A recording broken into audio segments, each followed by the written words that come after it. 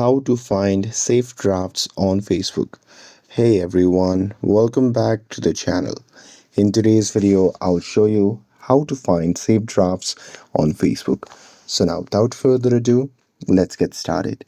So here, first thing first, open the Facebook app on your phone. And now here, let's say if you have created a post on Facebook, and here with that you have saved them as a draft. To find them, you just have to tap on the plus icon, which can be seen in the top right side of the screen. Now here from the drop down menu that appears, you can just tap on Reels option. And now here in a section at the top, you'll see the option labeled as drafts, so just tap on it. And now here in the section, you'll see the list of the post that you have saved as a draft. Or here, if you tap on what's on your mind option, then you may be able to get a drafted post that you have done before. And that's it. That's how you can find saved drafts on Facebook.